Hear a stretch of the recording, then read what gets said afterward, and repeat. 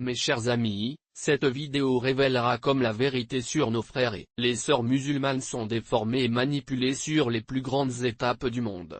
Il montrera à quel point les campagnes de propagande puissantes fonctionnent sans relâche pour cacher la souffrance de millions, créant une réalité alternative où l'oppression est appelée harmonie et le génocide culturel du développement. Après avoir regardé, vos yeux s'ouvriront aux techniques sophistiquées utilisées pour cacher la vérité sur la situation dans le Xinjiang.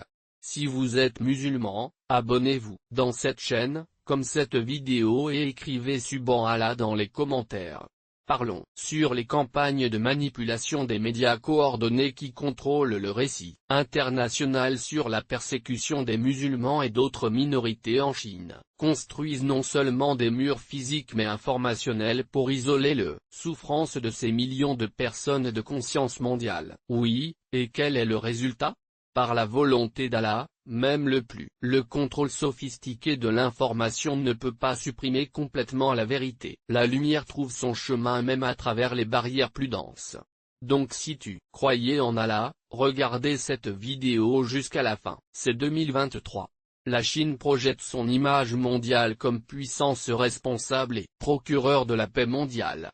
Au même âge, des diplomates chinois, influenceurs payés, entreprises et agences internationales de relations publiques. Les entreprises constituées de l'État des médias mettent une campagne multiforme pour contrôler le récit à propos du Xinjiang.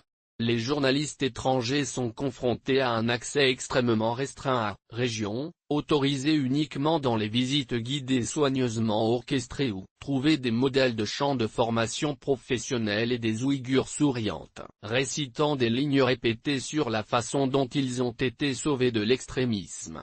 N'importe lequel des véhicules médiatiques internationaux qui publient des enquêtes critiques sont confrontés, campions de discrédit immédiatement coordonnés, menaces de perte d'accès sur le marché chinois et les pressions diplomatiques contre leur pays d'origine. Cette machine publicitaire fonctionne à plusieurs niveaux et via divers canaux. Amis, la manipulation de la vérité n'est pas nouvelle, mais l'échelle, sophistication technologique, et la portée mondiale de cette campagne spécifique est sans précédent dans l'histoire contemporaine.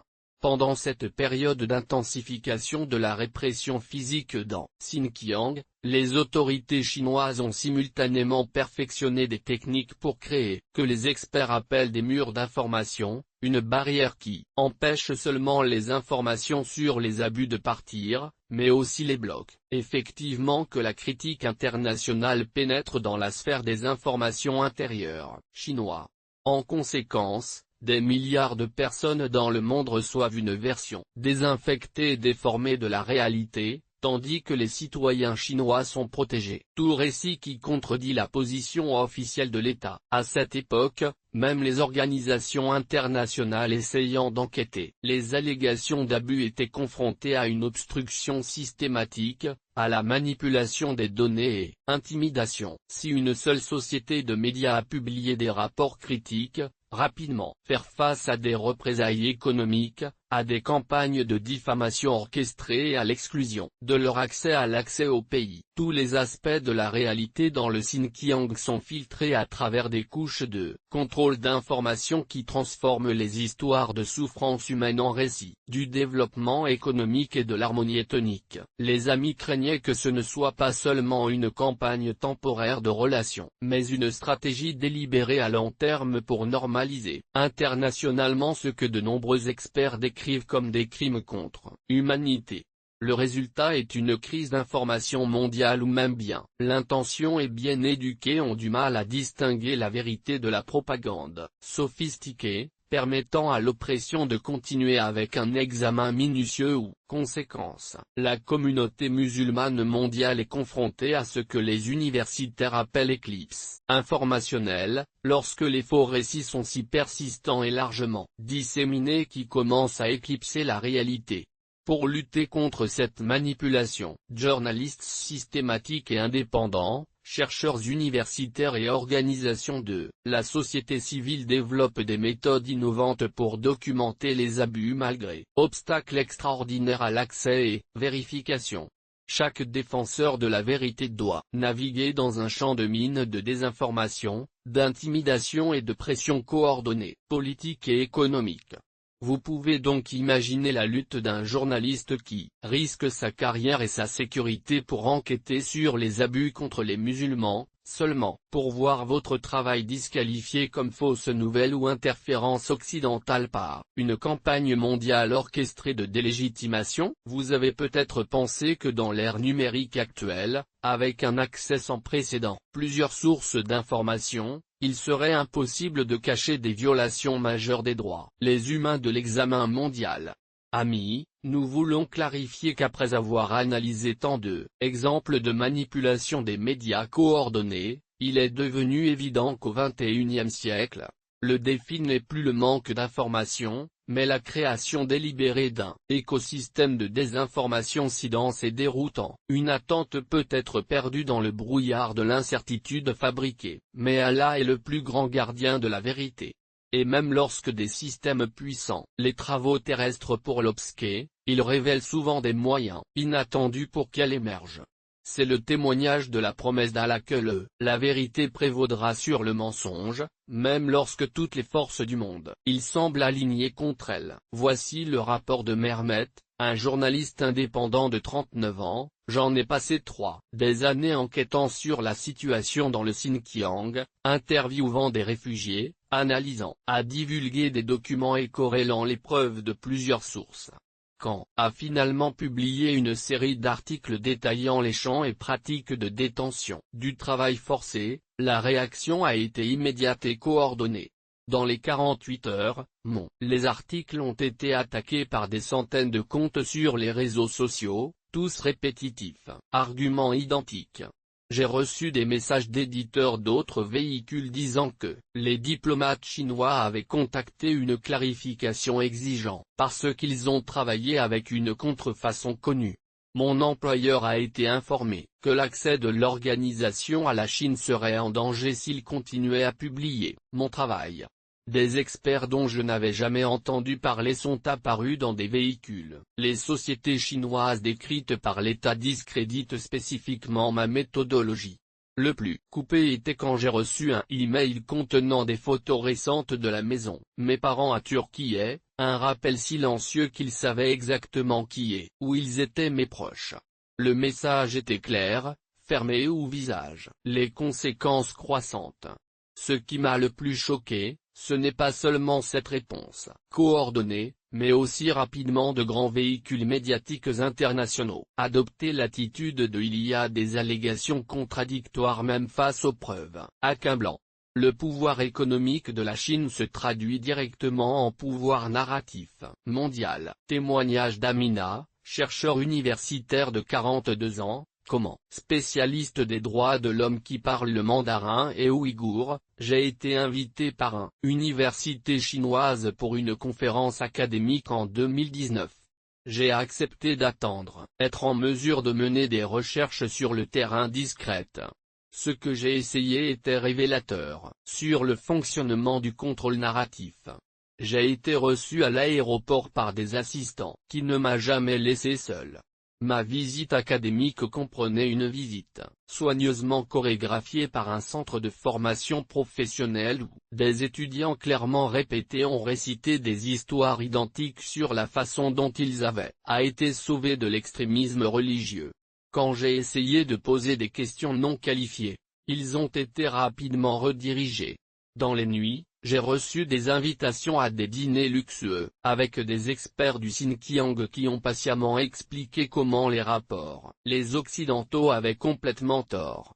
Quand je suis revenu et publié une analyse critique concernant le contrôle narratif dont j'ai été témoin, mon université a été inondée, avec des lettres d'institutions universitaires chinoises partenaires remettant en question mon intégrité professionnelle. Conférence auquel j'avais déjà été invité. Cela m'a soudainement informé que les panneaux étaient complets. Le message était Clara, la conformité narrative est récompensée par l'accès, le financement et reconnaissance. La critique entraîne l'isolement académique. C'est un système. Les carottes et les bâtons sophistiqués façonnent efficacement le discours académique mondial. Ce sont les réalités auxquelles ceux qui travaillent pour révéler la vérité, malgré les masses de manipulation des médias, vérité cruciale sur la persécution des Ouïghours. Les musulmans continuent d'émerger par des voies inattendues et souvent miraculeuses.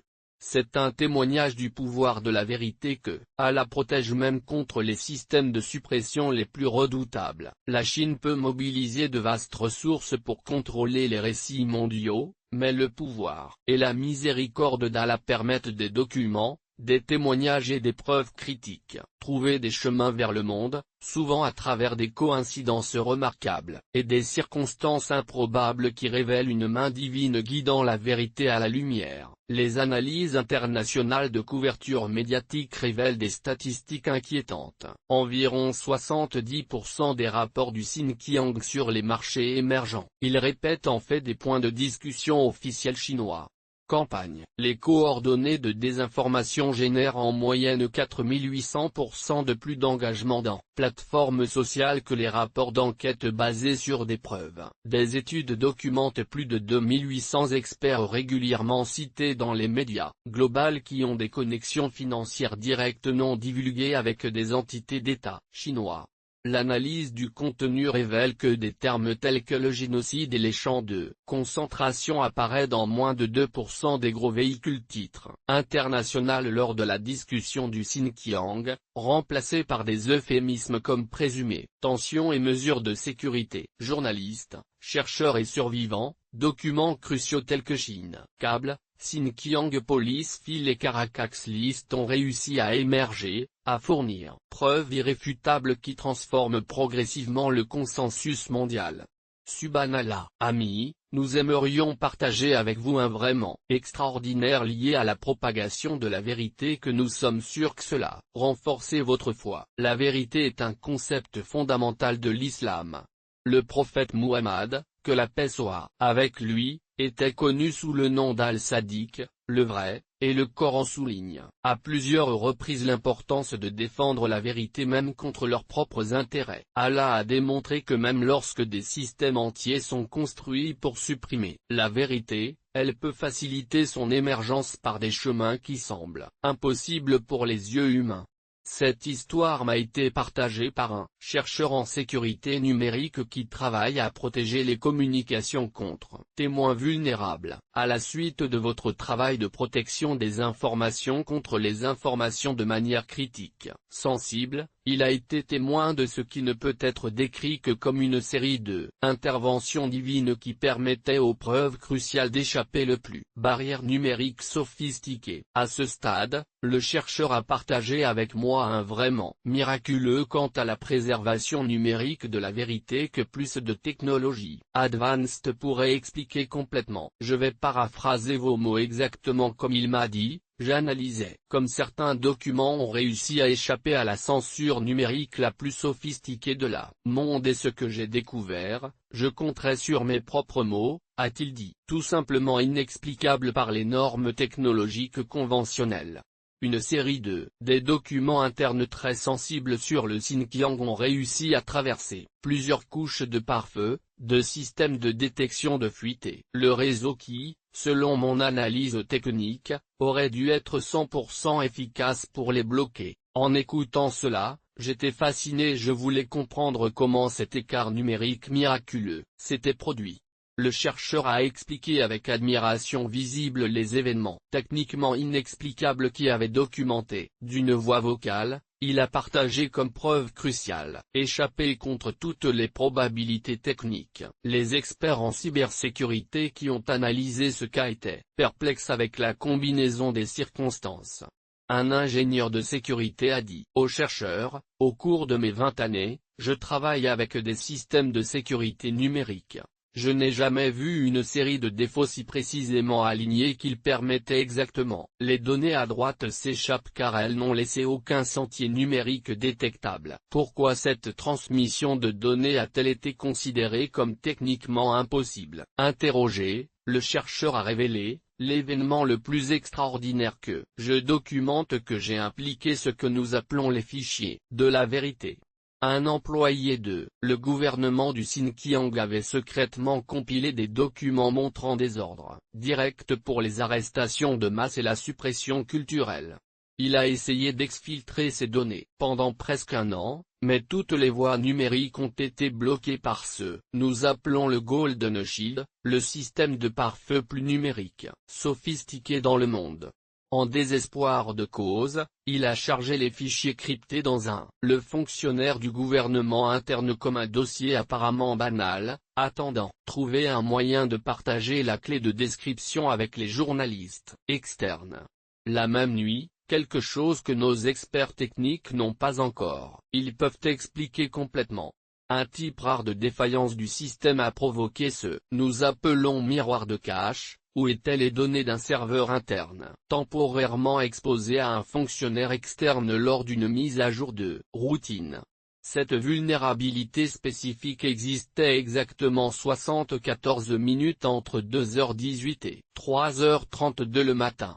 Pendant précisément cet intervalle, un chercheur en droit aux humains aux États-Unis, complètement inconscient de cette vulnérabilité temporaire, exécutait un scanner web automatisé qui, par un ensemble coïncidence extraordinaire, il est configuré pour capturer exactement le type de fichier qui contenait les documents.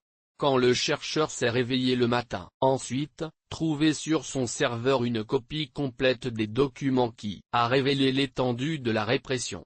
La combinaison d'une insuffisance technique rare, de timing besoin, et la configuration exacte du scanner forment une chaîne de telles coïncidences extraordinaires que beaucoup d'entre nous dans la communauté technique, nous le voyons comme quelque chose au-delà, une simple chance. Authenticité des documents, qui ont ensuite été publiés et fournis. Preuve cruciale sur l'échelle et la systématisation des politiques répressives. Xinjiang. Tous les experts techniques qui ont analysé ce cas ont reconnu le extraordinaire improbabilité statistique de cette séquence spécifique d'événements. Ils étaient scientifiquement stricts dans leur analyse. Personne ne pouvait complètement expliquer comment cet écart s'était produit, avec un timing si parfait. Je viens de reconnaître que, à partir d'un strictement technicien, la série de coïncidences nécessaires a remis en question les explications purement probabilistes.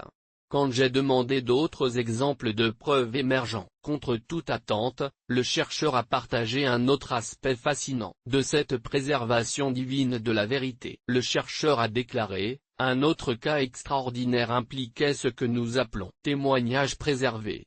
Un ancien gardien d'un champ de détention s'était échappé du Xinjiang avec des preuves photographiques stockées sur un dispositif de stockage numérique.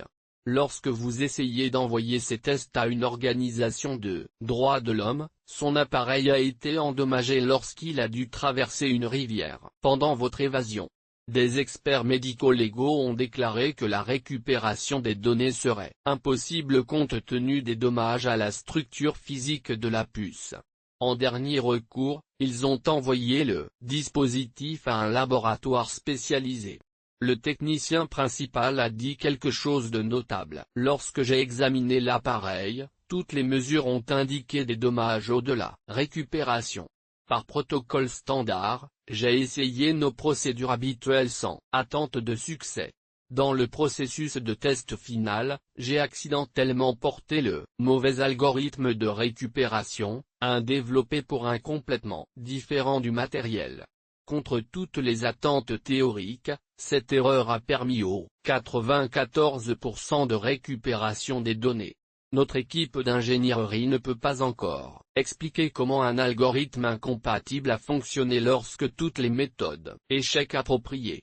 Les photos et vidéos récupérées ont fourni une partie du première preuve visuelle confirmée quelle que soit la réalité dans l'arrestation des champs dans le Xinjiang, transformant considérablement la compréhension. Situation internationale. Quand j'ai commencé à comprendre l'ampleur de cette préservation improbable certes, le chercheur a partagé quelque chose de plus surprenant à propos d'une norme récurrente qui avait identifié.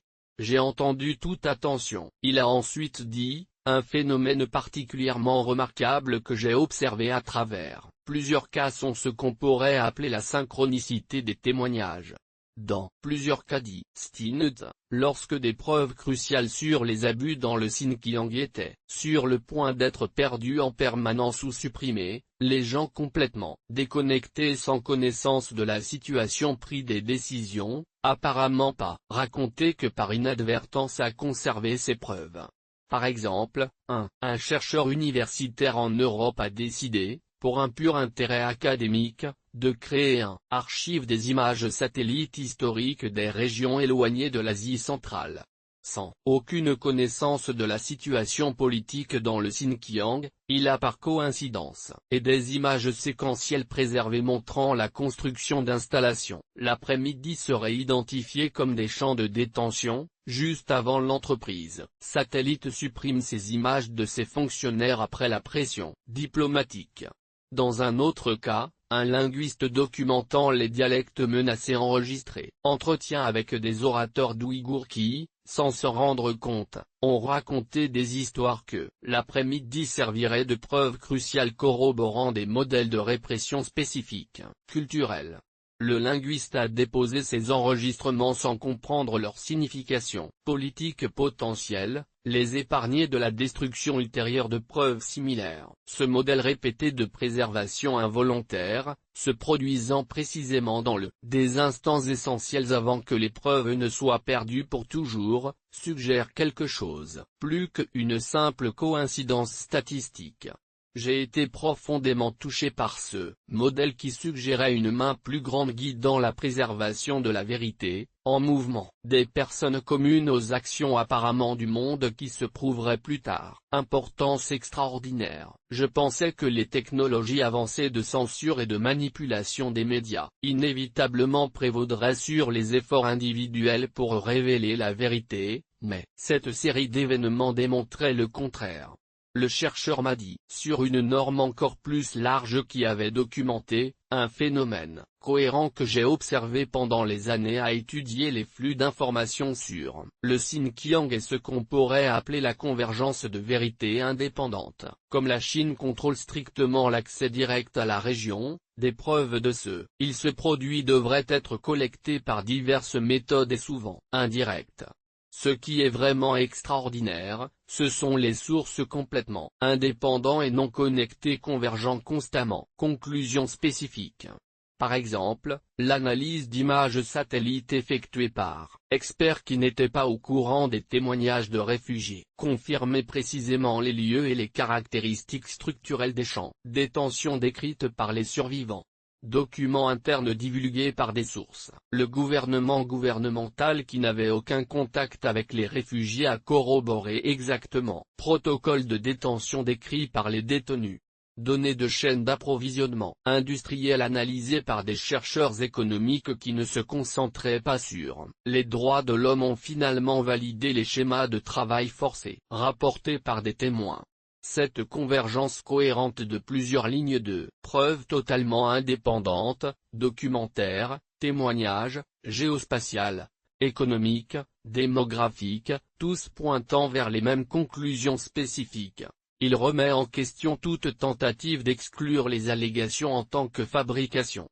C'est comme si la vérité trouvait plusieurs chemins pour émerger, même lorsque le chemin individuel fait face à des obstacles formidables. J'ai été impressionné par cette convergence de preuves indépendantes et j'ai demandé s'il avait remarqué des modèles similaires dans d'autres situations géopolitiques. À mon surprise, le chercheur a répondu que le cas du Xinjiang avait des caractéristiques uniques. Un aspect vraiment distinct que je documentais est ce qui pourrait être appelé renversement de censure. Dans plusieurs cas notables, leurs propres efforts pour censurer les informations sur le Xinjiang a paradoxalement conduit à la plus grande dispersion de ces informations. Un cinéaste documentaire a expliqué, lorsque les autorités chinoises, ils ont fait pression sur un festival européen du film pour supprimer un documentaire sur Ouïghours, le petit film qui aurait probablement été vu par quelques centaines. Les gens sont devenus des nouvelles internationales. Message diplomatique exigeant. La censure a été divulguée à la presse, créant une tempête de Streisand, a conduit des dizaines d'autres festivals et universités pour montrer le film. ingérer un public mondial de dizaines de milliers. Ce modèle a été répété avec des livres, les universitaires que les éditeurs ont fait pression pour annuler, des articles scientifiques qui, les magazines ont été pressés de retirer et des expositions artistiques que les galeries étaient invitées à fermer. Dans chaque cas, la tentative même de suppression a généré de la publicité qui a considérablement amplifié la portée et l'impact du contenu d'origine. C'est presque comme si plus l'effort pour cacher la vérité est fort, plus il est visible. Devenir un modèle que beaucoup d'entre nous ayant une éducation scientifique ont du mal à expliquer uniquement par la dynamique sociale conventionnelle. Il a noté, des inversions cohérentes de la censure font apparaître qu'il existe une force plus fondamentale en jeu, comme si la vérité avait une qualité presque hydraulique, ou, contre elle à un endroit, la fait émerger plus fortement dans une autre. Personne ne peut prédire combien de temps ces campagnes de manipulation des médias continuera ou combien de distorsions seront toujours largement acceptées avant la vérité complète est largement reconnue. La plupart des journalistes, chercheurs et militants se sont engagés dans la vérité. À propos du Xinjiang poursuit son travail avec ce que l'un d'entre eux a appelé la foi patiente. Preuve, la conviction qui persistait et méticuleuse, finalement dépasse même les campagnes plus de désinformation sophistiquées. L'une des histoires les plus optimistes concernait un effondrement récent et inexplicable une campagne de désinformation soigneusement orchestrée. Pendant plus d'un an, un réseau coordonné de centaines de comptes sur les plateformes sociales s'était propagé, récits systémiquement fabriqués sur le Xinjiang, atteignant des millions de vues. Une équipe de chercheurs en désinformation suivait activement le réseau, qui a utilisé la technologie de coupe-édition pour éviter la détection. Nous étions surveiller vos normes et nous préparer à publier notre analyse lorsque quelque chose inexplicable s'est produit, a expliqué le principal chercheur. En une seule nuit, des centaines de ces comptes sophistiqués ont simultanément fait la même erreur. Techniciens de base, exposant leur connexion à une seule source de coordination. C'était comme si les opérateurs expérimentés avaient tous oublié leur formation. Cette erreur a exposé non seulement l'ensemble du réseau, mais aussi documente stratégie interne détaillant les années d'opérations planifiées. C'était comme si une organisation hautement professionnelle a soudainement commis une lance amateur, échelle massive. L'exposition ultérieure a non seulement démantelé ce réseau spécifique, mais a fourni un modèle pour identifier des opérations similaires tout au long du monde. Lorsqu'on lui a demandé s'il pouvait techniquement expliquer comment une organisation si sophistiquée pourrait faire une erreur fondamentale à une telle échelle, le chercheur a simplement répondu, « Honnêtement, je ne peux pas. Dans mes 15 années enquêtant sur les opérations de désinformation, je n'ai jamais vu un effondrement si simultané. » Compréhension sans explication claire. C'est comme si l'ensemble du système avait été temporairement confus, se souvenait de la nature souvent fragile même des systèmes de manipulation plus sophistiqués face à la résilience persistante vrai. Le chercheur a remercié Allah pour l'opportunité d'assister à ces normes, préservation extraordinaire de la vérité. Chercheurs, vous pouvez construire le plus machine publicitaire sophistiquée et système de censure que l'argent et le pouvoir, ils peuvent acheter. Mais Allah, dans sa sagesse et sa miséricorde infinie, continue révéler des moyens pour la vérité à l'émir, souvent à travers signifie que, ils remettent en question les probabilités statistiques et les obstacles apparemment impénétrables. Des amis, voyant cela, se souviennent du verset du Coran où Allah dit, « Non, nous jetons la vérité contre le mensonge, et ça l'écrase, et voici, le vers nous rappelle que, aussi fort et sophistiqué, porte une force divine qui finira par l'emporter, souvent de manière que nous ne pouvons pas anticiper ou expliquer complètement. Écrivez Allahu Akbar ou Subhanallah dans les commentaires. Partagez cette vidéo avec vos amis pour accroître la sensibilisation à ces campagnes coordonnées de la manipulation des médias et pour apprécier ces journalistes, chercheurs et couleurs des survivants. À Jozo qui continue de se battre pour révéler la vérité sur notre frères et sœurs du Xinjiang malgré les formidables obstacles. nous nous rencontrerons encore une nouvelle vidéo qui continuera d'explorer d'autres aspects, défis auxquels sont confrontés les musulmans du monde entier. Jusque-là, réveil ou alaykoum.